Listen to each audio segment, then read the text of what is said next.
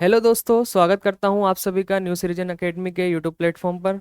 दोस्तों, समीक्षा सीरीज में हम यहां पर पॉलिटी की क्लासेस कर रहे हैं क्वेश्चंस के साथ।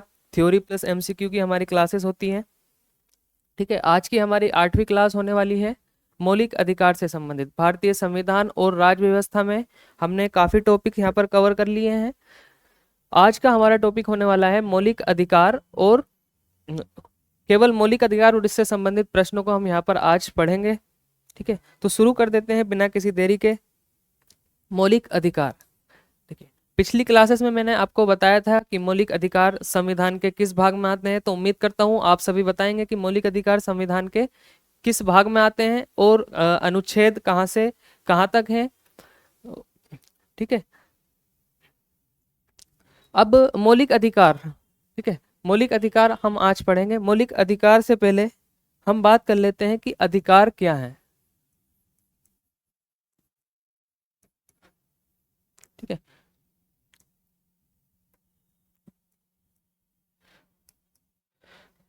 अधिकार क्या होते हैं। ठीक है, अधिकार किसी भी व्यक्ति के दावे होते हैं, दावे या हक। ठीक है, दावे या हक, किसी का हक जो है वो अधिकारों को निर्देशित करता है। ठीक है, और ये किस तरह होना चाहिए। ये जो राजनीतिक सिद्धांत और राजनीतिक विज्ञान में जो संकल्पना है कि ये जो है विवेक पर आधारित होने चाहिए।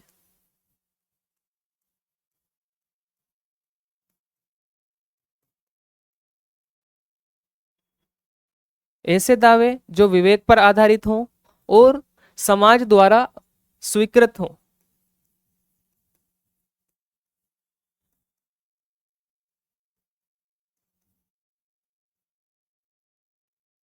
समाज द्वारा स्वीकृत भी होने चाहिए। ठीक है, तो अधिकार ऐसे दावों या हक का समुच्चय है जो विवेक पर आधारित होते हैं और समाज द्वारा स्वीकृत भी होते हैं। ऐसा कोई अधिकार, जैसे मान लीजिएगा कहा जाए कि जुआ जुआ खेलने का अधिकार, कोई व्यक्ति कहे कि मुझे जुआ खेलने का जो है अधिकार है, अधिकार होना चाहिए, तो इसको समाज जो है स्वीकार नहीं करता है। ठीक है, तो इसको अधिकार के अधीन वैसे नहीं रखा जाएगा। और आगे मौलिक अधिकार में भी देखेंगे हम कौन कौन से अधिकार हैं नहीं है। ठीक है, अब यहाँ पर देख लेते हैं अधिकार। अधिकार क्या है, यहाँ परिभाषा लिखी हुई है अधिकार की। अधिकार एक प्रकार का हक या दावा है। भारत में अधिकार के प्रकार। ठीक है, अधिकार से तात्पर्य क्या है ये हम समझ चुके हैं। अब भारत में जो अधिकारों के प्रकार हैं उसको देखेंगे, उसके बाद हम सीधे मौलिक अधिकार पर चलेंगे। मौलिक अधिकारों के संविधान में क्या स्थिति है ये जानेंगे, कितने प्रकार के मौलिक अधिकार हैं ये जानेंगे, और सर्वोच्च न्यायालय का क्या मत है मौलिक अधिकारों से संबंधित, कब कब किस वाद में क्या निर्णय सर्वोच्च न्यायालय ने दिया है। ठीक है, तो अधिकार में पहले आता है मौलिक अधिकार। ठीक है, भारत में अधिकारों की हम बात कर रहे हैं। पहला है यहाँ पर मौलिक अधिकार। ठीक है, भारतीय संविधान के भाग 3 में वर्णित समस्त अधिकार, भाग 3 में जितने भी अधिकार हैं भारतीय संविधान के वो सभी मौलिक अधिकार हैं। और भाग 3 में अधिकार कहाँ से कहाँ तक है ये हम अपनी संविधान के भाग वाली कक्षा में भी पढ़ चुके हैं। अनुच्छेद 12 से 35 तक जो है भाग 3 है और इसी में मौलिक अधिकार समाहित है। दूसरा, संवैधानिक अधिकार। दूसरे मौलिक अधिकारों के अलावा भारत में किस प्रकार के अधिकार हैं, संवैधानिक अधिकार। संवैधानिक अधिकार से क्या तात्पर्य है, भारतीय संविधान में निहित हैं परंतु भाग 3 से बाहर हैं। ठीक है, भाग 3 में जो अधिकार हैं वो तो मौलिक अधिकार हो जाते हैं, लेकिन भारतीय संविधान में प्रदत्त हैं, भारतीय संविधान द्वारा प्रदत्त हैं, लेकिन भाग 3 में नहीं है। उन सभी अधिकारों को हम संवैधानिक अधिकार कहते हैं। जैसे उदाहरण के लिए बात कर लेते हैं संपत्ति का अधिकार। संपत्ति का अधिकार पहले मौलिक अधिकार था, लेकिन उसको संशोधन के माध्यम से वहां से भाग 3 से हटा दिया गया है और आर्टिकल 300 ए के अधीन उसको भाग 12 में रख दिया है। ठीक है, मौलिक संपत्ति का अधिकार मूल अधिकार नहीं रहा, अब ये भाग 12 के अनुच्छेद 300 ए के तहत संवैधानिक अधिकार रह गया है। ठीक है, नेक्स्ट हम बात करते हैं अपना, इसी में इससे पहले एक देख लेते हैं अनुच्छेद 301 के तहत अंतरराज्यीय व्यापार का अधिकार। ठीक है, अंतरराज्यीय व्यापार का जो अधिकार है, right of inter state trade, ये भी एक तरह का संवैधानिक अधिकार है, क्योंकि इसका वर्णन भारतीय संविधान के भाग 14 में, भाग 12 में है। ठीक है, भारतीय संविधान के भाग 12 में संपत्ति का अधिकार का वर्णन है, भाग 13 में ट्रेड का। हमने भाग 13 पढ़ा था भारतीय संविधान का, उसमें क्या है, वाणिज्य, व्यापार और समागम। ठीक है, तो आर्टिकल 301 जो आता है वो हमारा, वो भाग 13 में आता है, आर्टिकल 301। ठीक है, तो यह भी एक तरह का संवैधानिक अधिकार है। तीसरा, हम भारतीय जो भारतीय राज्य व्यवस्था में उसमें बात करते हैं कानूनी या विधिक या सांविधिक अधिकार की, कानूनी या विधिक या सांविधिक अधिकार की। ठीक है, इसका क्या तात्पर्य है, वे अधिकार जो संविधान की देन है नहीं है, जो संविधान की देन नहीं है, बल्कि संसद या विधायिका के कानूनों की देन है। ठीक है, वो मूल रूप से संविधान में भी नहीं थे, संविधान में नहीं थे, और भाग 3 में भी नहीं है, तो वे मौलिक अधिकार भी नहीं है, संवैधानिक अधिकार भी नहीं है, लेकिन कालांतर में उनको संसद या विधायिका द्वारा कानून के रूप में जोड़ा गया है। तो इस तरह के अधिकारों को हम कानूनी अधिकार या विधिक अधिकार या सांविधिक अधिकार कहते हैं। ठीक है, चौथा हम बात करते हैं, इसमें हम देख लेते हैं इसका क्या उदाहरण हो सकता है, कामकाजी महिलाओं को मातृत्व संबंधी अधिकार। ठीक है, मैटरनिटी लीव का जो अधिकार है ये लीगल राइट्स है, इसको लीगल राइट्स भी कहते हैं, कानूनी अधिकार है। ठीक है, मैटरनिटी और पैटर्निटी लीव, इस टाइप के जो भी अधिकार हैं वो हमारे कानून की देन है। ऐसे ही एक एग्जांपल हम यहाँ पे देख लेते हैं, सूचना का अधिकार।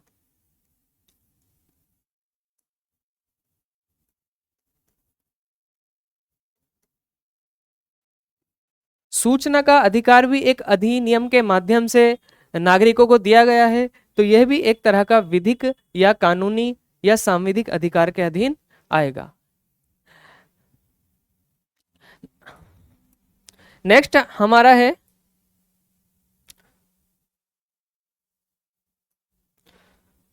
मानवाधिकार। ठीक है, मानवाधिकार वे अधिकार जो प्रत्येक व्यक्ति को मानव होने के नाते प्राप्त हैं, मानवाधिकार कहलाते हैं। यह अधिकार मानवीय गरिमा से पूर्ण जीवन जीने के लिए जरूरी है।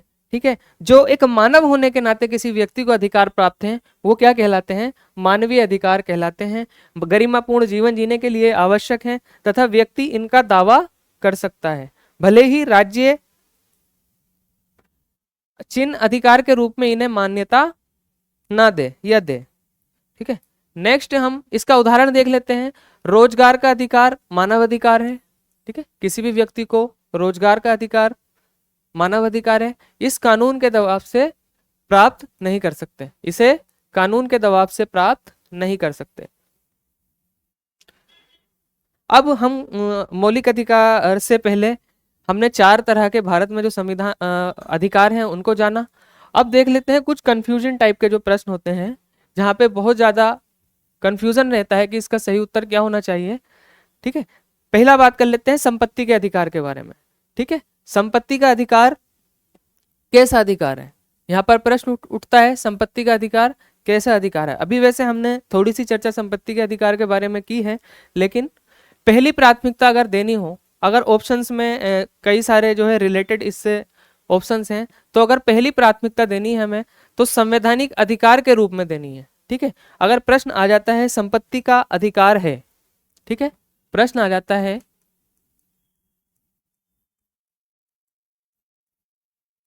संपत्ति का अधिकार है, ऑप्शन रहा विधिक अधिकार,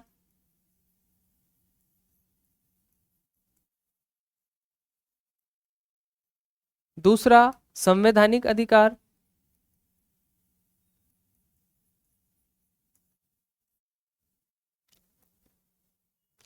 तीसरा मौलिक अधिकार,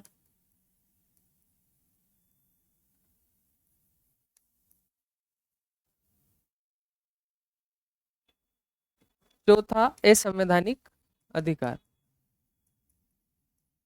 ठीक है, इस तरह से अगर ऑप्शन है तो क्योंकि संपत्ति का अधिकार, मौलिक अधिकार तो अब है नहीं, तो हमें विधिक और संवैधानिक अधिकार में से यहाँ पे चयन करना है। तो हमारी यहाँ पर पहली प्राथमिकता होगी, अगर दोनों ऑप्शन साथ हैं तो संवैधानिक अधिकार लगाएंगे, क्योंकि भारत के संविधान में आर्टिकल 301 300A में इसका उल्लेख है।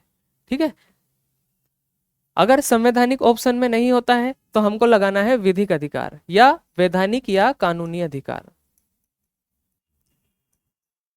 विधिक, वैधानिक या कानूनी अधिकार। ठीक है, नेक्स्ट बात कर लेते हैं मतदान का अधिकार कैसा अधिकार है। ठीक है, मतदान के अधिकार की बात कर लेते हैं, ये किस तरह का अधिकार है। तो मतदान के अधिकार को हमें पहली प्राथमिकता देनी है कानूनी अधिकार के रूप में। ठीक है, क्योंकि जन प्रतिनिधित्व अधिनियम 1951 में मतदान के अधिकार की बात की गई है। जो जन प्रतिनिधित्व अधिनियम 1951 का है उसमें मतदान के अधिकार की बात की गई है। संविधान में सीधे ही किसी भी भाग में मतदान के अधिकार का उल्लेख नहीं किया गया है, पहले इसका वर्णन जन प्रतिनिधित्व अधिनियम में आता है, तो इसीलिए हमें इसकी पहली प्राथमिकता जन प्रतिनिधित्व अधिनियम 1951 की देनी है। ठीक है, दूसरी प्राथमिकता जो देनी है हमें वो संवैधानिक अधिकार के रूप में मतदान के अधिकार को देनी है, क्योंकि अनुच्छेद 326 में 18 वर्ष से ऊपर के व्यक्ति को मतदान का अधिकार के रूप में यानी मतदाता सूची के रूप में दर्ज करने के अधिकार की या निर्देश की बात की गई है। ठीक है, इस आधार पर हमें इसको संवैधानिक अधिकार मान लेना है। ठीक है, अब एक सर्वोच्च न्यायालय का मामला है कुलदीप नैयर मामला। ठीक है, कुलदीप नैयर केस में सुप्रीम कोर्ट ने 1951 में मतदान के अधिकार को कानूनी अधिकार माना है। ठीक है, तो एक हमारा आधार ये हो जाता है कि सर्वोच्च न्यायालय ने भी मतदान के अधिकार को कानूनी अधिकार माना है। ठीक है, तीसरा बात करते हैं सूचना का अधिकार। सूचना का अधिकार किस तरह का अधिकार है? कानूनी अधिकार है सूचना का अधिकार, क्योंकि संसद में 2005 में आरटीआई एक्ट लागू किया गया। ठीक है, 2005 में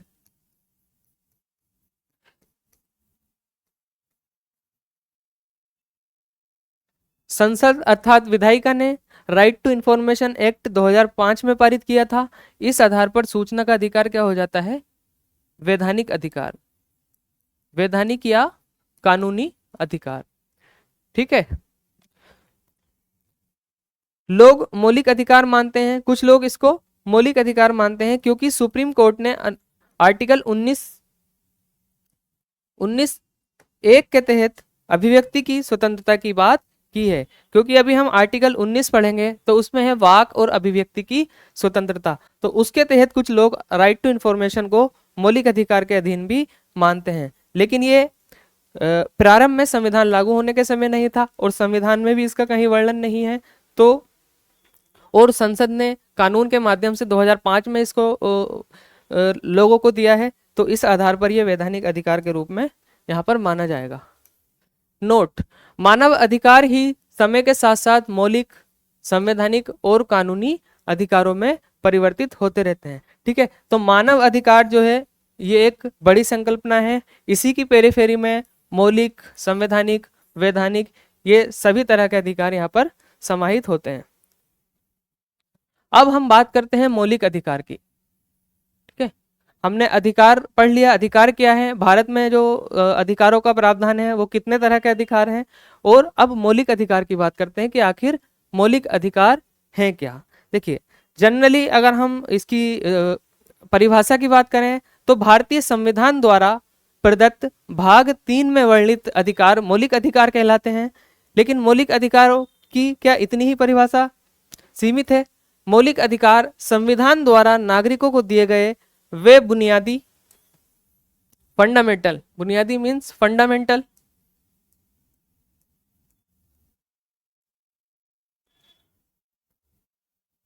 वे बुनियादी अधिकार हैं जो उनके जीवन, स्वतंत्रता, समानता और गरिमा की रक्षा करते हैं।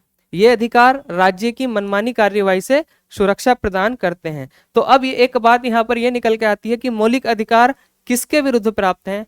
तो मौलिक अधिकार यहाँ पर राज्य के विरुद्ध नागरिकों को या जनता को प्राप्त है और न्यायपूर्ण, समान रूप से सभी व्यक्तियों के लिए उपलब्ध हैं।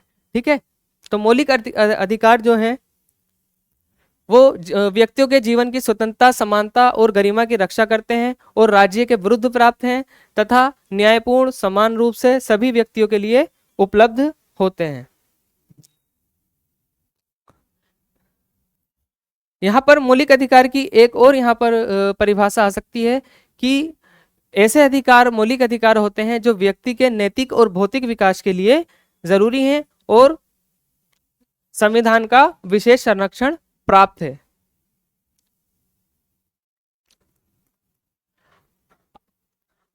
अगली यहाँ पर बात कर लेते हैं मौलिक अधिकारों की विशेषताएं। ठीक है, मौलिक अधिकारों की विशेषताएं क्या क्या होती हैं? नागरिकों के लिए व्यक्तिगत स्वतंत्रता, समानता और न्याय सुनिश्चित करने के लिए आवश्यक है। ये नागरिकों के लिए व्यक्तिगत स्वतंत्रता, समानता और न्याय सुनिश्चित करने के लिए आवश्यक है। यह अधिकार न्याय संगत है, जिसका अर्थ है कि उनका उल्लंघन होने पर, ठीक है, न्याय संगत का यहाँ पर अर्थ हो जाता है कि मौलिक अधिकारों का उल्लंघन होने पर व्यक्ति न्यायालय से उनको पूर्ण कराने की मांग कर सकता है। साथ ही यह अधिकार पूर्ण नहीं है बल्कि राज्य द्वारा उचित प्रतिबंधों के अधीन है। तो इन अधिकारों पर राज्य का कुछ कहीं कहीं किसी विशेष मामले में नियंत्रण भी है, प्रतिबंध भी है।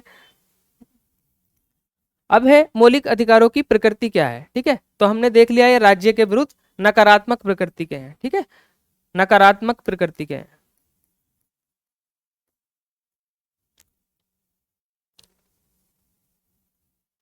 अब बात कर लेते हैं मौलिक अधिकारों की संशोधनीयता से संबंधित प्रमुख वाद विवाद। ठीक है, मौलिक अधिकारों की संशोधनीयता से संबंधित प्रमुख वाद और विवाद। इससे पहले जान लेते हैं भारत के संविधान में भाग 3 में मौलिक अधिकार हैं, आर्टिकल 12 से 35 तक हैं। ठीक है, 6 तरह के मौलिक अधिकार हमारे संविधान में वर्णित है। मूल संविधान में 7 तरह के मौलिक अधिकार थे। ठीक है, 7वां अधिकार जो कि संपत्ति का अधिकार था, इसको हटा दिया गया है संशोधन के द्वारा। अब संशोधनीयता से संबंधित वो जो संशोधन हुआ, जिस संशोधन के द्वारा एक मौलिक अधिकार को यहाँ से हटा दिया गया है इस लिस्ट से, तो इस संशोधनीयता से संबंधित जो वाद विवाद है, पहले मौलिक अधिकारों को विस्तार से जानने से पहले हम इस संशोधनीयता के मामले को पढ़ लेते हैं। पहला मामला है शंकरी प्रसाद केस। ठीक है, 1951 का मामला है शंकरी प्रसाद मामला। इसमें उच्चतम न्यायालय ने क्या कहा? न्यायालय ने निर्णय दिया कि मौलिक अधिकारों में संशोधन किया जा सकता है। ठीक है, मौलिक अधिकारों में संशोधन किया जा सकता है स्पेशल मेजोरिटी से, अर्थात जो विशेष बहुमत के द्वारा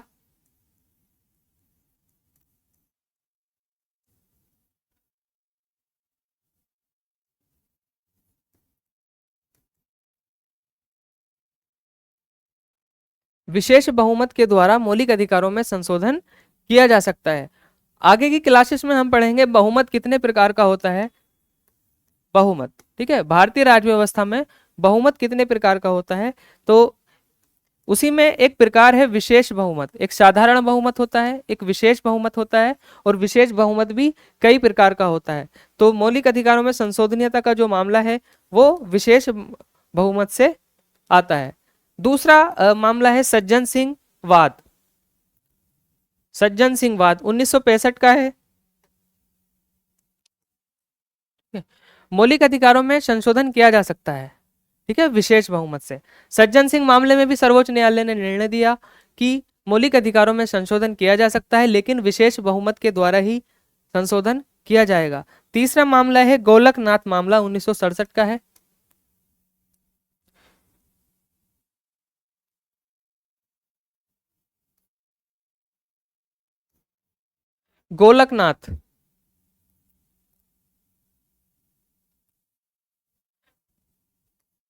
गोलकनाथ मामला 1967 का है। संसद मौलिक अधिकारों में संशोधन नहीं कर सकती है। अब विवाद यहीं से शुरू होता है। पीछे के 2 मामलों में न्यायालय ने यह निर्णय दिया कि मौलिक अधिकारों में संशोधन किया जा सकता है, शंकरी प्रसाद मामले में भी और सज्जन सिंह मामले में भी। लेकिन गोलकनाथ मामले में न्यायालय ने यह निर्णय दे दिया कि संसद मौलिक अधिकारों में संशोधन नहीं कर सकती है। अब विवाद यहीं से शुरू हो जाता है। 24वां संवैधानिक संशोधन अधिनियम जो था 1971 का, उसको जान लेते हैं उसमें क्या था। ठीक है, इसका मुख्य उद्देश्य भारतीय संसद को संविधान में संशोधन की पूर्ण शक्ति देना था, विशेषकर मूल अधिकारों से संबंधित प्रावधानों को संशोधित करने की शक्ति। ठीक है, जब 1967 के मामले में सर्वोच्च न्यायालय ने यह निर्णय दे दिया कि संशोधन नहीं किया जा सकता है मौलिक अधिकारों में, तो केंद्र सरकार ने 24वें संवैधानिक संशोधन अधिनियम के माध्यम से यह प्रावधान कर दिया कि मौलिक अधिकारों में संशोधन किया जा सकता है और पूर्ण रूप से संविधान में संशोधन करने की शक्ति यहां पर दे दी। ठीक है, इसके बाद आता है केशवानंद भारती केस 1973 का। ठीक है, इस केस में सुप्रीम कोर्ट ने मूल ढांचे का सिद्धांत प्रस्तुत किया, मूल ढांचे के सिद्धांत का प्रतिपादन किया और कहा कि मूल ढांचे को छोड़कर संसद मौलिक अधिकारों में संशोधन कर सकती है। ठीक है, तो यहां पर मूल ढांचे का सिद्धांत आता है।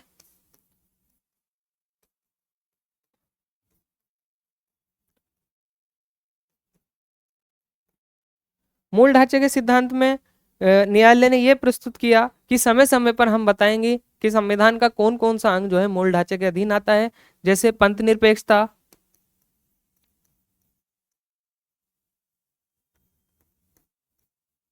लोकतंत्र,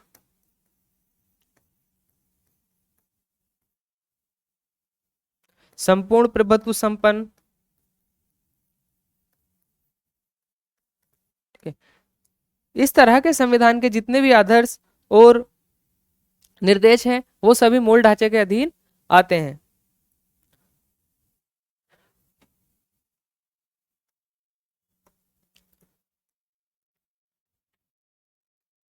अब बात करेंगे मूल अधिकारों की संवैधानिक स्थिति। वर्तमान में जो मूल अधिकारों की भारत के संविधान में स्थिति है वह क्या है, तो भाग 3 में वर्णित है, हम पढ़ चुके हैं। भारतीय संविधान के भाग 3 को भारत का मैग्ना कार्टा भी कहा जाता है। भारत का मैग्ना कार्टा की संज्ञा दी गई है भाग 3 को।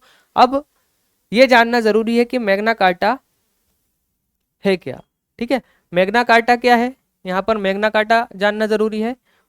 और दूसरी यहाँ पे चीज है, अनुच्छेद 12 से 35 तक मौलिक अधिकारों का वर्णन है और अमेरिकी संविधान के बिल ऑफ राइट्स से ये प्रेरित है। तो दूसरी चीज जानना जरूरी है कि बिल ऑफ राइट्स क्या है।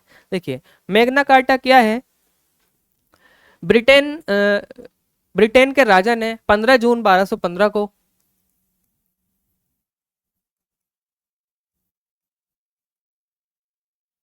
एक डॉक्यूमेंट्स जारी किया जिसके द्वारा अधिकारों की बात की गई। ठीक है, सामंतों के दबाव में वहां के राजा किंग जॉन ने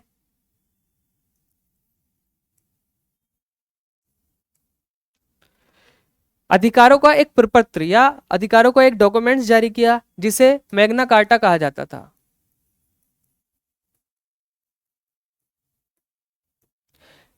अधिकारों से संबंधित बात करने वाला ये दुनिया का पहला ऐसा डॉक्यूमेंट्स है जहां पर अधिकारों की बात की गई है।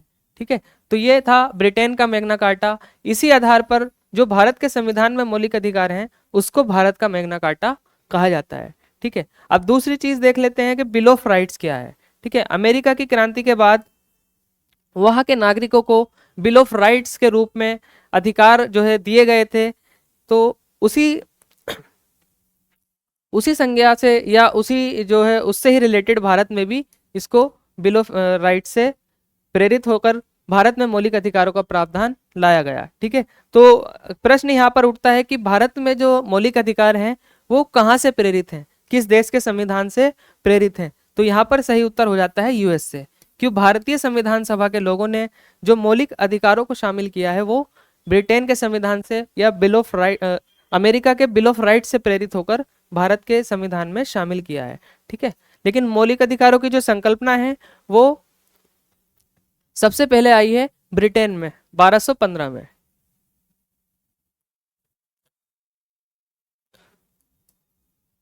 अब देख लेते हैं मौलिक अधिकारों के प्रकार, कितने प्रकार के मौलिक अधिकार है और कहां से कहां तक कितने अधिकार जो है समाहित है। मूल रूप से संविधान ने 7 मूल अधिकार प्रदान किए थे, किंतु वर्तमान में 6 मौलिक अधिकार ही मौजूद हैं। ठीक है, पहला मौलिक अधिकार है, देखिए हमने देख लिया है आर्टिकल 12 से 35 तक तो मौलिक अधिकारों से संबंधित प्रावधान है भारतीय संविधान के भाग 3 में, लेकिन आर्टिकल 14 से 18 तक पहला मौलिक अधिकार है जो कि है समानता का अधिकार या समता का अधिकार। दूसरा है हमारा स्वतंत्रता का अधिकार। समानता से क्या तात्पर्य है, यानी कि इक्वलिटी, और स्वतंत्रता के से क्या तात्पर्य है, आजादी से संबंधित प्रावधान 1900। दूसरा है हमारा स्वतंत्रता से संबंधित अधिकार आर्टिकल 19 से 22 तक। ठीक है, तीसरा यहां पर आ जाता है शोषण के विरुद्ध अधिकार। ठीक है, शोषण के विरुद्ध अधिकार ये है आर्टिकल 23 और 24 में वर्णित है। नेक्स्ट है हमारा धार्मिक स्वतंत्रता का अधिकार जो कि आर्टिकल 25 से 28 तक वर्णित है। आर्टिकल 25 से 28 तक वर्णित है। पांचवा है संस्कृति एवं शिक्षा संबंधी अधिकार, यह आर्टिकल 29 और 30 में है। 29 से 30 के बीच संस्कृति और शिक्षा संबंधी अधिकार है। नेक्स्ट हमारा 6 है संवैधानिक उपचारों का अधिकार, ये आर्टिकल 32 में है।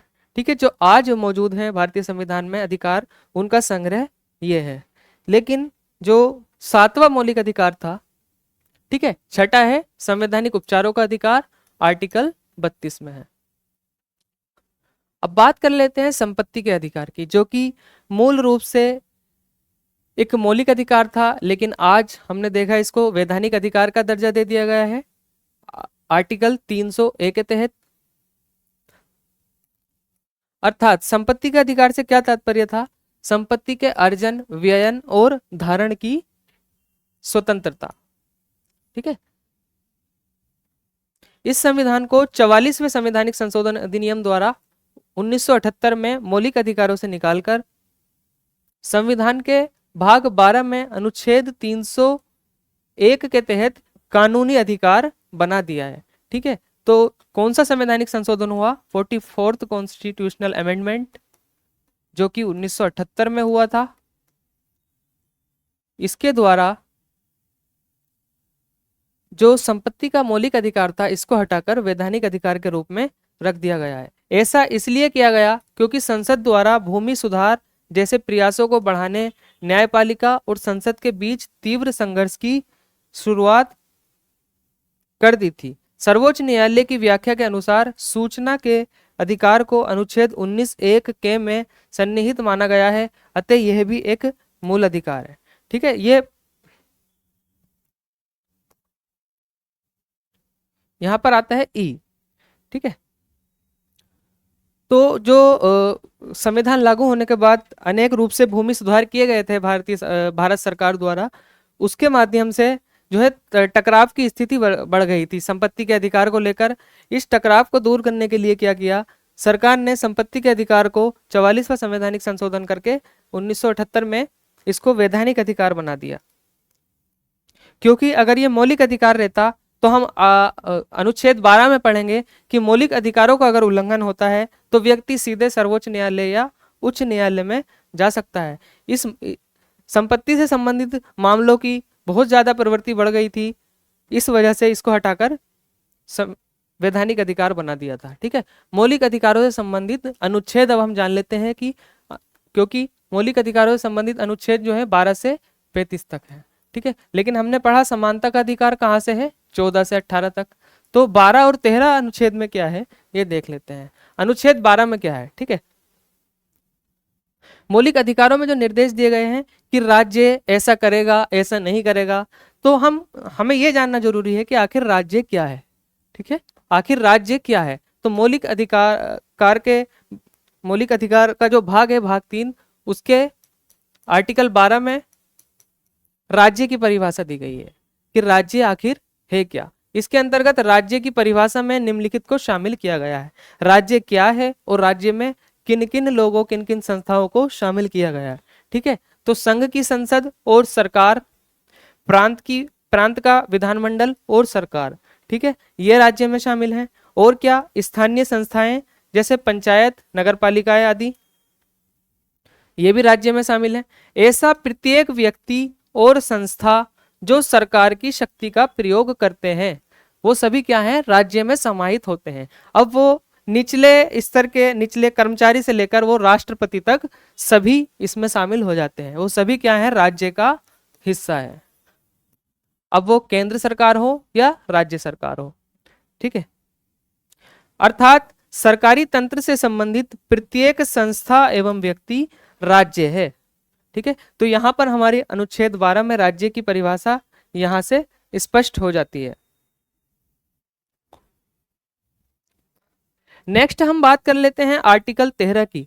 आर्टिकल 13 में क्या है, मूल अधिकारों से असंगत तथा उनका अल्पीकरण या न्यूनीकरण करने वाली कोई भी विधि, ठीक है, जो ऐसा कोई भी कानून या विधि जो मौलिक अधिकारों को या तो मौलिक अधिकारों को कम करती है या उनको नेग्लेक्ट करती है ना, या उनको ओवरलैप करती हैं, ऐसी विधियों का उल्लेख अनुच्छेद 13 में है और उनसे संबंधित प्रावधान है, ठीक है। संविधान पूर्व की ऐसी प्रत्येक विधि जो मौलिक अधिकारों का उल्लंघन करती है, उल्लंघन की सीमा तक शून्य हो जाएगी, ठीक है। क्योंकि हमारा संविधान 26 जनवरी 1950 से लागू हुआ है, लेकिन नियम कानून तो भारत में पहले से ही है, ब्रिटिश शासन के वक्त से ही है। तो मौलिक अधिकारों का अगर कोई कानून, संविधान लागू होने से पहले का कोई कानून अगर मौलिक अधिकारों का उल्लंघन कर रहा था या करता है, तो वो क्या होता है, उल्लंघन की सीमा तक शून्य हो जाता है, उसका फिर प्रभाव नहीं रह जाता है, ठीक है। आच्छादन या ग्रहण का सिद्धांत, ये है अनुच्छेद 13 से ही संबंधित है। ये क्या है, आच्छादन का सिद्धांत या ग्रहण का सिद्धांत, ये भी अनुच्छेद 13 से ही संबंधित है।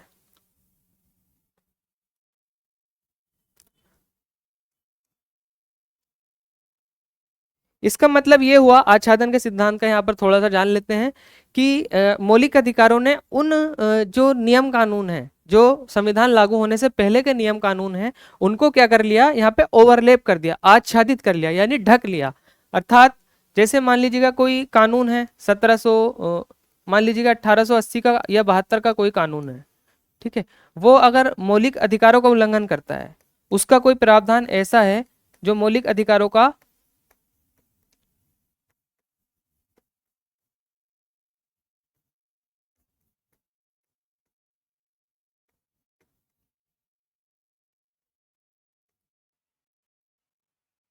ठीक है, ये इस नियम का कोई प्रावधान है जो मौलिक अधिकारों का उल्लंघन करता है, ठीक है। तो ये प्रावधान मौलिक अधिकारों के वजह से, आर्टिकल 13 की वजह से ये प्रावधान क्या हो जाएगा, यहाँ पे नेग्लेक्ट हो जाएगा, शून्य हो जाएगा। अर्थात इसका मतलब क्या हुआ, मौलिक अधिकारों ने इस प्रावधान को क्या कर लिया, ओवरलैप कर लिया है, ठीक है। तो यही आच्छादन का सिद्धांत है। नेक्स्ट हम बात करेंगे समानता के अधिकार की। आर्टिकल 14 से 18 तक समानता का अधिकार है।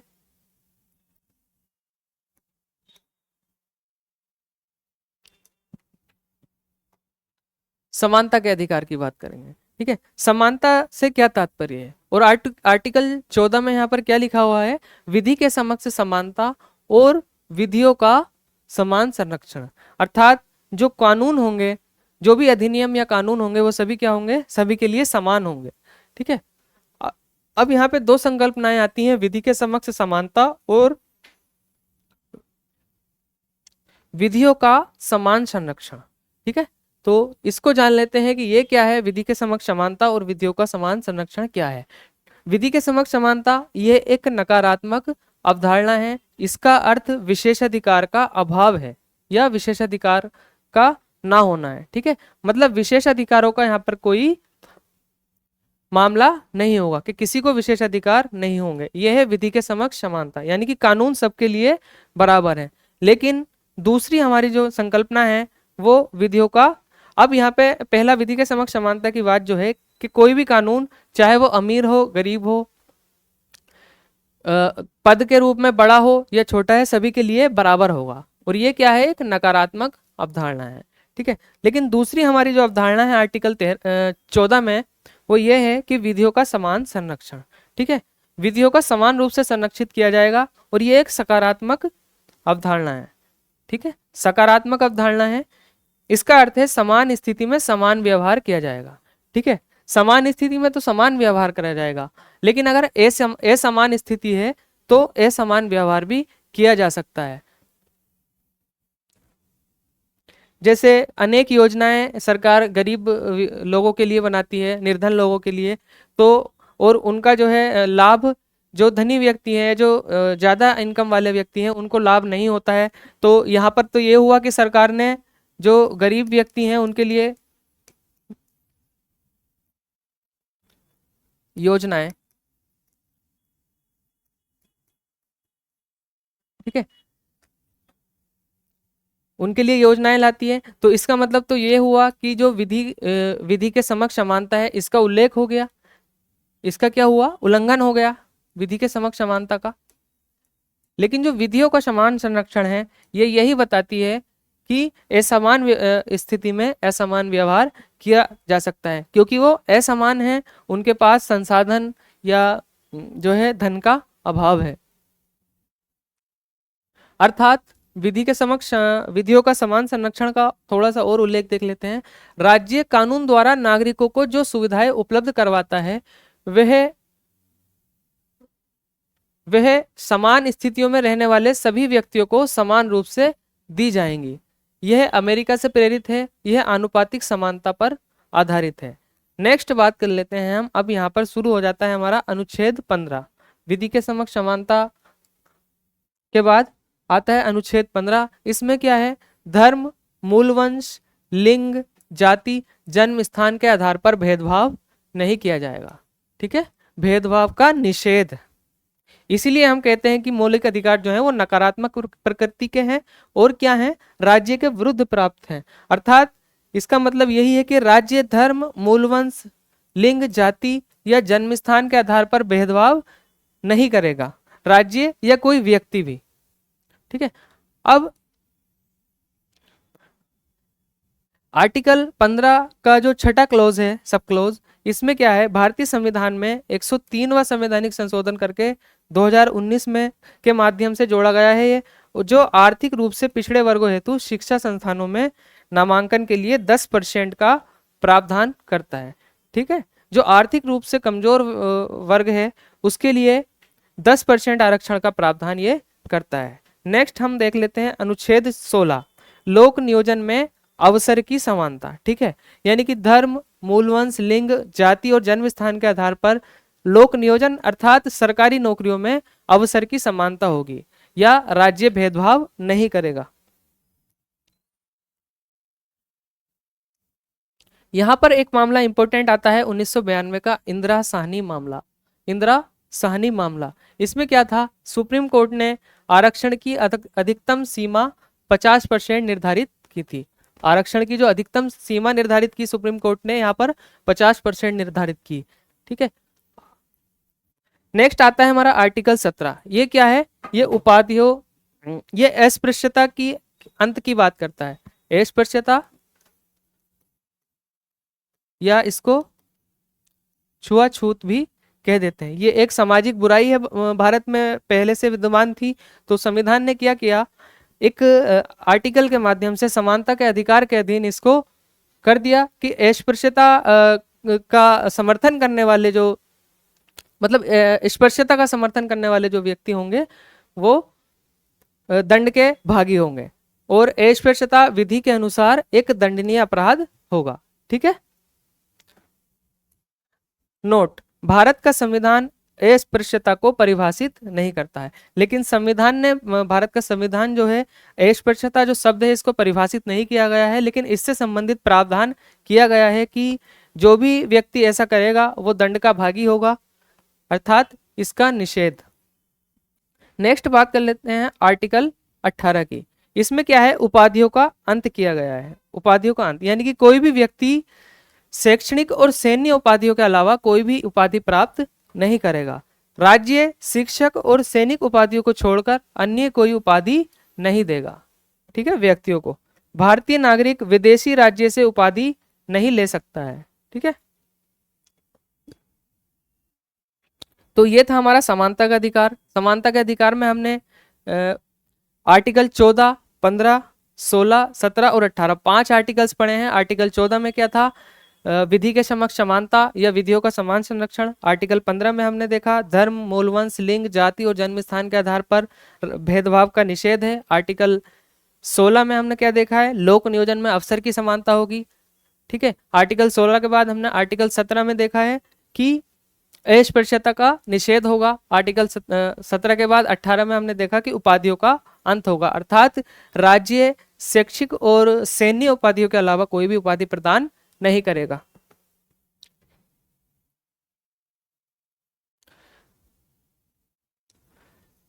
नेक्स्ट हमारा मौलिक अधिकार है स्वतंत्रता का अधिकार। ये आर्टिकल 19 से 22 के बीच है स्वतंत्रता का अधिकार। स्वतंत्रता से तात्पर्य है आजादी। ठीक है। और आर्टिकल 19 से हम शुरू कर देते हैं। आर्टिकल 19 में है वाक एवं अभिव्यक्ति की स्वतंत्रता, अर्थात बोलने की और अभिव्यक्त करने की स्वतंत्रता, अपने आप को, अपने विचारों को अभिव्यक्त करने की स्वतंत्रता। आर्टिकल 19 भी जो है कई इसके सब क्लॉज हैं, हर क्लॉज में अलग अलग प्रावधान है। आर्टिकल 19 एक का जो ए प्रावधान है इसमें है भाषण और अभिव्यक्ति की स्वतंत्रता, अर्थात बोलने की स्वतंत्रता जो आती है आर्टिकल 19 में भी 19 एक ए से आती है। ठीक है। दूसरा है 19 एक बी। इसके अंदर क्या है? शांतिपूर्ण व हथियार रहित सम्मेलन का अधिकार, अर्थात जैसे मान लीजिएगा हमारे मौलिक अधिकारों का उल्लंघन होता है और उसमें भी स्वतंत्रता के अधिकार का उल्लंघन होता है। ठीक है। तो कोई व्यक्ति क्या करेगा?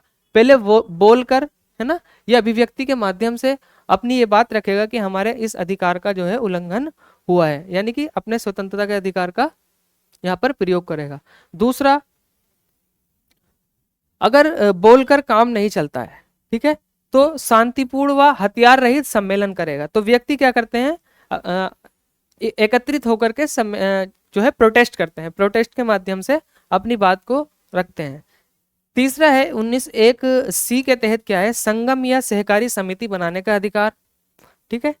चौथा है भारत के राज्य क्षेत्र में अबाध संचरण का अधिकार, यानी कि आवागमन का अधिकार। 19 एक अड़ा या डी है, ई है भारत के किसी भी भाग में निवास करने या बसने का अधिकार। ठीक है। और एफ है हमारा कोई वृत्ति, उपजीविका, व्यवसाय या व्यापार करने का अधिकार। ठीक है।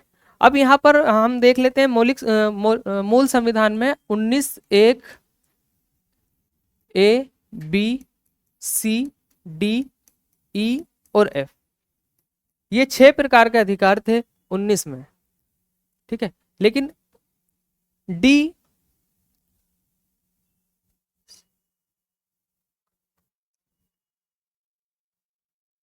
ठीक है, ए, बी, सी, डी, ई, एफ और जी, ठीक है, ये 7 प्रकार के अधिकार थे। लेकिन संपत्ति के अधिकार को यहां से हटा दिया गया है, जो कि एफ में था, संपत्ति का अधिकार। संपत्ति के अधिकार का उल्लेख 19 एक एफ में भी था। ठीक है। तो हम यहाँ पे देख लेते हैं शांतिपूर्ण व हथियार रहित सम्मेलन का अधिकार। उसके बाद अगर तब भी बात नहीं बनती है तो संगम या सहकारी समिति बनाकर लोग अपनी मांगों को रखते हैं। ठीक है। कोई संघ बना लेते हैं, उसके माध्यम से फिर वो संघ क्या है, ग्राउंड लेवल पे वर्क करता है। चौथा था जो डी के अधीन है, भारत के राज्य क्षेत्र में अबाध संचरण का अधिकार, यानी कि भारतीय भूभाग में कोई भी व्यक्ति कहीं से कहीं तक भी यहाँ पर संचरण कर सकता है, अर्थात जा सकता है। नेक्स्ट आता है हमारा ई में, भारत के किसी भी भाग में निवास करने का अधिकार। अब कोई व्यक्ति एक स्थान से दूसरे स्थान पर अगर जाता है तो वो वहां पर निवास भी कर सकता है, ये इसका मौलिक अधिकार है। मौलिक अधिकार में भी स्वतंत्रता के अधिकार के अधीन आता है। ठीक है। नेक्स्ट हमारा था, अब कोई व्यक्ति कहीं बस जाता है तो वो अगर चाहे तो संपत्ति भी खरीद सकता है। ये मौलिक अधिकार संपत्ति का अधिकार था, 19 एक एफ के तहत था, लेकिन अब इसको 44वें संवैधानिक संशोधन अधिनियम के माध्यम से मौलिक अधिकार के रूप से हटा दिया गया है, तो यहाँ पर यहाँ पर कैंसिल हो जाता है। और नेक्स्ट था, कोई भी अगर व्यक्ति कहीं जाता है दूसरी जगह या नहीं भी जाता है तो उसको मनचाहे व्यवसाय की स्वतंत्रता थी। मनचाहे व्यवसाय की स्वतंत्रता है, व्यवसाय की, पेशे की स्वतंत्रता। तो ये भारतीय संविधान के अनुच्छेद 19 एक जी में वर्णित है। ठीक है, जी में। ये हमारा देख लेते हैं एक बार, 19 एक ए में है, ये बी में है, ये सी में है, ये डी में है, ये ई में है, और जो अंत वाला है ये हमारा एफ में है, ई एफ जी में है। ठीक है, जो एफ वाला प्रावधान था वो संपत्ति के अधिकार से संबंधित था, उसको हटा दिया गया है। नेक्स्ट हम बात कर लेते हैं अब आर्टिकल 20 पे, जो कि स्वतंत्रता के अधिकार के अधीन ही है, अपराधों के लिए दोष सिद्धि के संबंध में संरक्षण। ठीक है, दोष सिद्धि के संबंध में संरक्षण है। नेक्स्ट आता है हमारा 21 आता है नेक्स्ट, प्राण एवं दैहिक स्वतंत्रता का अधिकार। ठीक है, आर्टिकल 21 के अधीन आता है प्राण और दैहिक स्वतंत्रता का अधिकार। इसी के अधीन विभिन्न प्रकार के निजता का अधिकार भी इसी में आता है, स्वच्छ पर्यावरण का अधिकार, निद्रा का अधिकार, भुलाए जाने का अधिकार। ठीक है, इसके बाद जो कि मौलिक रूप से संविधान लागू होने के समय यहाँ पर मौजूद नहीं था, आर्टिकल 21(1) या 21(a). ठीक है, इसमें क्या प्रावधान किया गया, इसको 86वें संवैधानिक संशोधन अधिनियम द्वारा 2002 में जोड़ा गया है। 14 वर्ष के बच्चों को अनिवार्य व निःशुल्क शिक्षा का अधिकार। ठीक है, 14 वर्ष के बच्चे को अनिवार्य व निःशुल्क शिक्षा का अधिकार जो है दिया गया, प्रारंभिक शिक्षा का अधिकार के रूप में। ठीक है, इसको 6 से 14 वर्ष के बच्चों के लिए 86वें संवैधानिक संशोधन द्वारा इसको शामिल किया गया है 2002 में। नेक्स्ट आता है हमारा अनुच्छेद 22, कुछ दशाओं में गिरफ्तारी और निरोध से संरक्षण। ठीक है, कुछ दशाओं में जो है गिरफ्तारी से संरक्षण।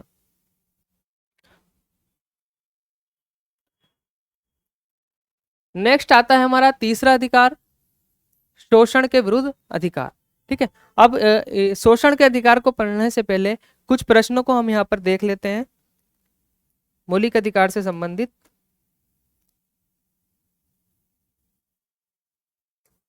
ठीक है, प्रश्नों की बात कर लेते हैं। यहाँ पर पहला प्रश्न है, Who among the following person said for the fundamental rights? ठीक है, a pledge to our people and a pact with the civilized world।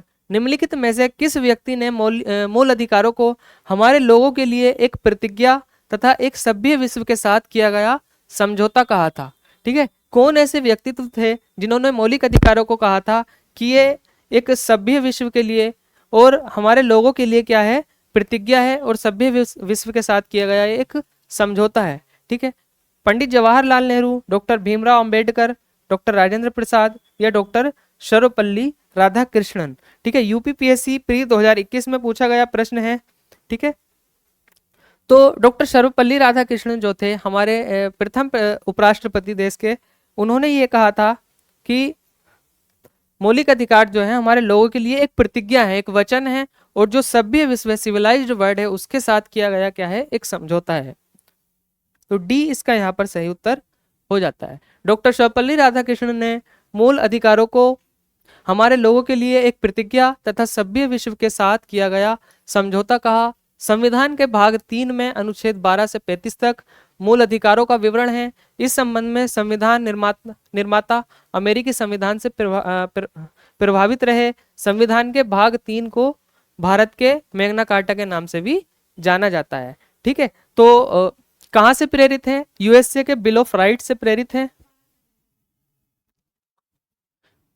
ठीक है, यूएसए के बिल ऑफ राइट से प्रेरित है, और इसको भारत का मैग्ना कार्टा भी कहा जाता है। हमने पढ़ा था मैग्ना कार्टा क्या है। मैग्ना कार्टा ब्रिटेन के राजा द्वारा 1215 में दिया गया अधिकारों का एक डॉक्यूमेंट्स था, है ना। उसी आधार पर इसको भारत का मैग्ना कार्टा भी कहा जाता है। नेक्स्ट क्वेश्चन है हमारा, निम्नलिखित में से कौन सा एक भारत के संविधान में सम्मिलित मूल अधिकारों में शामिल नहीं है? कौन सा एक अधिकार ऐसा है जो भारत के मूल अधिकारों में शामिल नहीं है? ठीक है, हमने देखा समानता का अधिकार, समानता का अधिकार भी शामिल है। स्वातंत्र्य अधिकार यानी कि स्वतंत्रता का अधिकार, ये भी शामिल है। शोषण के विरुद्ध अधिकार, ठीक है, तीसरे नंबर का जो मौलिक अधिकार हमने पढ़ा है वो है शोषण के विरुद्ध अधिकार। चौथा यहाँ पर ऑप्शन में दिया हुआ है सूचना का अधिकार। क्या सूचना का अधिकार मौलिक अधिकार है? मौलिक अधिकारों की यहाँ पर स्टार्ट करने से पहले हमने पढ़ा था कि सूचना के अधिकार को संसद ने 2005 के अधिनियम के द्वारा यहाँ पर लोगों को दिया है। तो सूचना का अधिकार किस प्रकार का अधिकार है? विधिक अधिकार।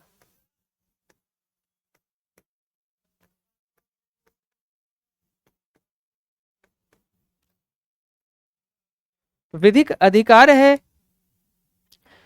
क्योंकि ये संसद द्वारा विधान या कानून बनाकर जो है पारित किया गया है। नेक्स्ट है हमारा, देखिए इसका सही उत्तर हो जाता है डी, सूचना का अधिकार। सूचना का अधिकार कब लाया गया संसद द्वारा? 2005 में। नेक्स्ट है, भारत का संविधान मूल अधिकार के रूप में निम्नलिखित में से किसकी गारंटी नहीं देता है? भारत का संविधान मूल अधिकार के रूप में निम्नलिखित में से किसकी गारंटी नहीं देता है? समता का अधिकार, शोषण के विरुद्ध अधिकार, संपत्ति का अधिकार, या फिर व्यापार और कारोबार करने का अधिकार। ठीक है, हमने देखा आर्टिकल 14 से 18 तक समता का अधिकार है। उसके बाद हमने देखा 23 और 24 यहां पर शोषण के विरुद्ध अधिकार है। संपत्ति का अधिकार, संपत्ति के अधिकार में हमने पढ़ा कि ये मूल संविधान में था, लेकिन इसको 44वें संवैधानिक संशोधन के द्वारा 44th कॉन्स्टिट्यूशनल अमेंडमेंट एक्ट के द्वारा इसको 1978 में हटा दिया गया है। तो मौलिक अधिकार हमारा कौन सा नहीं है? संपत्ति का अधिकार नहीं है। व्यापार और कारोबार करने का अधिकार, अभी हमने आर्टिकल 19 में जब पढ़ा था तो उसमें था कि व्यापार करने का अधिकार, पेशा मनचाहा पेशा व्यवसाय करने का अधिकार जो था वो आर्टिकल 19(1) जी के तहत था। ठीक है, तो यहाँ पर हमारा सी जो है सही उत्तर हो जाता है। नेक्स्ट है, the citizens of India do not have which one of the following fundamental rights. ठीक है, निम्नलिखित मूल अधिकारों में से कौन सा एक भारत के नागरिकों के पास नहीं है? ऑप्शन ए है भारत के किसी भी भाग में निवास करने और बस जाने का अधिकार, संपत्ति के अर्जन, धारण और व्ययन का अधिकार, कोई वृत्ति करने का अधिकार, वृत्ति अर्थात प्रैक्टिस, कोई भी पेशा, right to form cooperative societies, सहकारी समिति बनाने का अधिकार।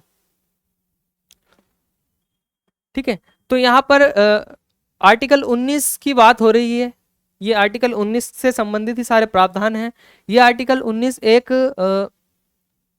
बस जाने का अधिकार हमने पढ़ा था, कहां पर है? आर्टिकल 19 एक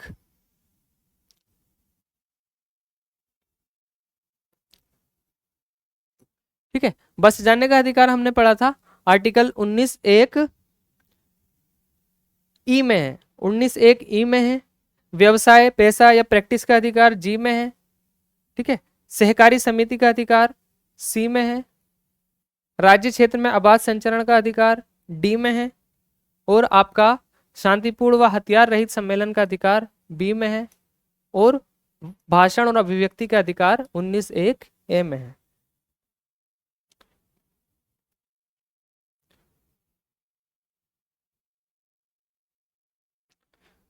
ठीक है, तो इस प्रश्न का यहाँ पर सही उत्तर क्या हो जाएगा? ये हो जाएगा कि संपत्ति का अर्जन, धारण और व्ययन जो है ये कि जो कि संविधान के आर्टिकल 19(1) में था, अब नहीं है। ठीक है, अब ये मौलिक अधिकार के रूप में नहीं है, अब क्या है? ये एक विधिक अधिकार है। ठीक है, विधिक अधिकार है।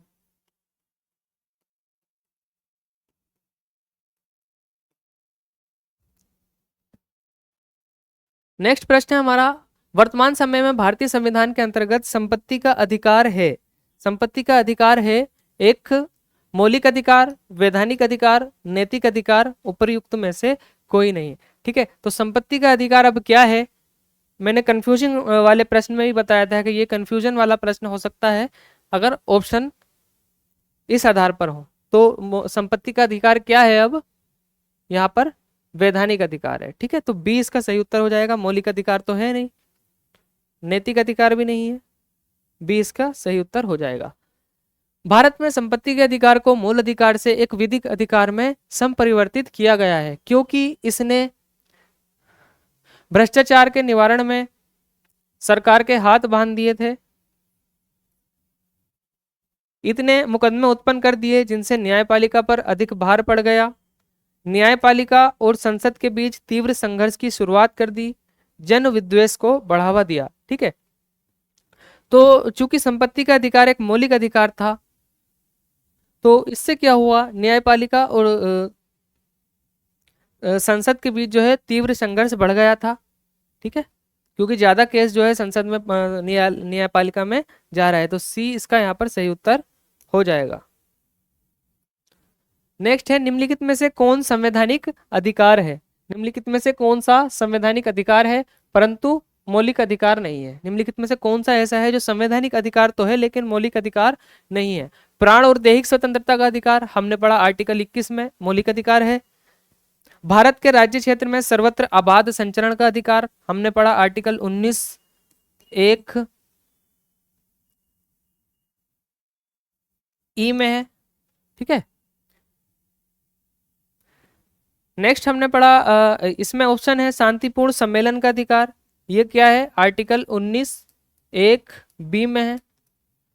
डी है यहाँ पर संपत्ति रखने का अधिकार। ठीक है, तो संपत्ति रखने का अधिकार संवैधानिक अधिकार तो है क्योंकि संविधान के आर्टिकल 300(a) में है, लेकिन ये मौलिक अधिकार नहीं है। तो डी इसका सही उत्तर हो जाएगा। यूपी लोअर प्रीलिम्स में 2013 में पूछा गया क्वेश्चन है। नेक्स्ट है, निम्नलिखित में से कौन सा एक मौलिक अधिकार नहीं है? ठीक है, भारत के संविधान के तहत निम्नलिखित में से कौन सा एक मौलिक अधिकार नहीं है? समता का अधिकार, स्वतंत्रता का अधिकार, नागरिकता का अधिकार, शोषण के विरुद्ध अधिकार। ठीक है, समता का अधिकार हमने देखा आर्टिकल 14 से 18 तक है। स्वतंत्रता का अधिकार आर्टिकल 19 से 22 तक है। नागरिकता का अधिकार आर्टिकल, देखिए नागरिकता का अधिकार ये कोई मौलिक अधिकार तो है नहीं, नागरिकता का तो एक प्रावधान है संविधान के भाग 2 में, इसलिए यहाँ पर नागरिकता का अधिकार जो है ये सही उत्तर हो जाएगा। शोषण के विरुद्ध अधिकार हमने पढ़ा ही है, आर्टिकल 23 और 24 के अधीन शोषण के विरुद्ध अधिकार को समाहित किया गया है। अभी हमने पढ़ा नहीं है, विस्तार से पढ़ेंगे शोषण के विरुद्ध अधिकार क्या है और धार्मिक स्वतंत्रता का अधिकार क्या है, संस्कृति और शिक्षा संबंधी अधिकार क्या है और संवैधानिक उपचारों का अधिकार क्या है, ये हम अपनी नेक्स्ट क्लास में पढ़ेंगे। तो यहाँ पर इसका सही उत्तर हो जाता है सी। भारतीय संविधान निम्नलिखित में से कौन सा अधिकार प्रदान नहीं करता है? ठीक है, भारतीय संविधान निम्नलिखित में से कौन सा अधिकार प्रदान नहीं करता है? समान आवास का अधिकार, समानता का अधिकार, धर्म पालन करने का अधिकार, स्वतंत्रता का अधिकार। देखिए समानता का अधिकार 14 से 18 तक है। धर्म पालन का अधिकार हम पढ़ेंगे ये 25 से 28 तक है और स्वतंत्रता का अधिकार हमने देखा 19 से 22 तक है। ठीक है, समान आवास का अधिकार तो कोई अधिकार नहीं है। हमने समानता का अधिकार तो पढ़ा है लेकिन समान आवास का कोई अधिकार नहीं है, तो ए इसका यहाँ पर सही उत्तर हो जाता है। नेक्स्ट क्वेश्चन है हमारा, निम्नलिखित में से किन अनुच्छेदों द्वारा भारतीय संविधान नागरिकों को मूल अधिकार निश्चितता प्रदान करता है? अनुच्छेद 12 से 35। ठीक है, तो हम कई बार देख चुके हैं संविधान के भाग 3 में 12 से 35 तक क्या है, मौलिक अधिकार है, तो ए इसका यहाँ पर सही उत्तर हो जाता है। नेक्स्ट है, निम्नलिखित में से कौन सा से भारत के संविधान में दिए गए मूल अधिकारों से संबंध नहीं रखता है? ठीक है, पहला स्टेटमेंट यहाँ पर है 6 से 14 वर्ष के आयु वाले सभी बच्चों के लिए निशुल्क एवं अनिवार्य शिक्षा। ठीक है, तो हमने देखा 2002 में 86वें संवैधानिक संशोधन अधिनियम द्वारा संविधान के आर्टिकल 21 के साथ एक आर्टिकल 21(1) जोड़ा गया, शिक्षा के अधिकार के रूप में इसको शामिल किया गया। ठीक है, तो ये वाला तो सही है, हमें बताना है जो संबंध नहीं रखता है मौलिक अधिकारों से। नेक्स्ट है, मानव के दुर्व्यापार और बलाश्रम का प्रतिषेध। तो शोषण के विरुद्ध अधिकार में हम पढ़ेंगे कि 23 और 24 में जो है, 23 में मानव के दुर्व्यापार से संबंधित बात की गई है और 24 में बलात्श्रम करने वाले बच्चों से संबंधित बात है, तो यह भी एक मौलिक अधिकार है। तीसरा स्टेटमेंट यहाँ पर आ जाता है, लोक स्वास्थ्य की अभिवृद्धि और मादक पेयों का प्रतिषेध। ठीक है, तो मौलिक अधिकार के बाद जो हम क्लास करेंगे अपनी राज्य के नीति के निदेशक तत्वों से संबंधित डीपीएसपी में, तो डीपीएसपी में ही लोक स्वास्थ्य से संबंधित प्रावधान है, तो ये यहाँ पर मौलिक अधिकार से संबंधित नहीं है। तीसरा। चौथा है दुर्बल वर्गों के लिए, विशेषकर अनुसूचित जातियों एवं जनजातियों के लिए शैक्षणिक एवं आर्थिक हितों का संवर्धन। तो डीपीएसपी में ही हम पढ़ेंगे दुर्बल वर्गों के लिए विशेष प्रावधान जो राज्य के नीति निदेशक तत्व में किए गए हैं, तो ये भी मौलिक अधिकार से संबंधित नहीं है। तो तीसरा और चौथा हमारा मौलिक अधिकार से संबंध नहीं रखता है। तीसरा और चौथा कहाँ पर है? डी में। तो डी इसका सही उत्तर हो जाएगा। ठीक है, डी यहाँ पर इसका सही उत्तर हो जाएगा। नेक्स्ट क्वेश्चन है निम्नलिखित में से कौन सा मूल अधिकार का भाग नहीं है? ठीक है, जो नहीं है हमें उसका चयन करना है। शिक्षा का अधिकार, अल्पसंख्यकों द्वारा शैक्षिक संस्था स्थापित करने का अधिकार, उपाधियों से विभूषित होने का अधिकार, अस्पृश्यता के विरुद्ध अधिकार। ठीक है, शिक्षा का अधिकार हमने देखा आर्टिकल 21A में 86वें संवैधानिक संशोधन द्वारा 2002 में जोड़ा गया मौलिक अधिकार है। अल्पसंख्यकों द्वारा शैक्षिक संस्थान स्थापित करने का अधिकार, तो शैक्षणिक और संस्कृति संबंधी अधिकार जो हम पढ़ेंगे वहां पर हम देखेंगे कि अल्पसंख्यकों को शैक्षिक संस्थान स्थापित करने का अधिकार है आर्टिकल 30 के तहत। नेक्स्ट आएगा उपाधियों से विभूषित होने का अधिकार। ठीक है, तो आर्टिकल 18 में हमने पढ़ा था कि उपाधियों का अंत, उसका नाम ही था उपाधियों का अंत, अर्थात राज्य किसी भी व्यक्ति को सैन्य और शैक्षणिक उपाधि नहीं देगा। लेकिन यहाँ पर ऑप्शन में लिखा हुआ है right to be conferred with the titles, उपाधियों से विभूषित होने का अधिकार, तो ये यहाँ पर नहीं होगा। राइट अगेंस्ट अनटचेबिलिटी, अस्पृश्यता के विरुद्ध अधिकार हमने पढ़ा है आर्टिकल 17 में, ये तो मौलिक अधिकार है, तो यहाँ पर सी इसका सही उत्तर हो जाता है। नेक्स्ट हमारा है धर्म आदि के आधार पर विभेद का प्रतिषेध भारत के संविधान के अनुच्छेद 15 में दिया गया है, एक मूल अधिकार है जिसे इसके अधीन वर्गीकृत किया जाएगा। देखिए अनुच्छेद 15 में है, तो किस अधिकार के अधीन आएगा? ऑप्शन के द्वारा देख लेते हैं। धर्म की स्वतंत्रता के अधिकार आएगा क्या? अधिकार के अधीन आएगा क्या? शोषण के विरुद्ध अधिकार, सांस्कृतिक और शैक्षणिक अधिकार, या फिर समता का अधिकार? हमने समता का अधिकार पढ़ा है, आर्टिकल 14 से 18 के बीच आता है, और उसमें भी आर्टिकल 15 आता है कि धर्म, मूल वंश, लिंग, जाति और जन्म स्थान के आधार पर भेदभाव नहीं किया जाएगा। ठीक है, तो हमारा ये आ जाता है समता के अधिकार के अधीन। डी इसका सही उत्तर है। बलात् श्रम अथवा बेगार भारत के संविधान के निम्नलिखित में से कौन से अनुच्छेद का अतिक्रमण है? ठीक है, कौन से अनुच्छेद का अतिक्रमण है? आर्टिकल 16, 17, 19 या 23? तो हमने शोषण के विरुद्ध अधिकार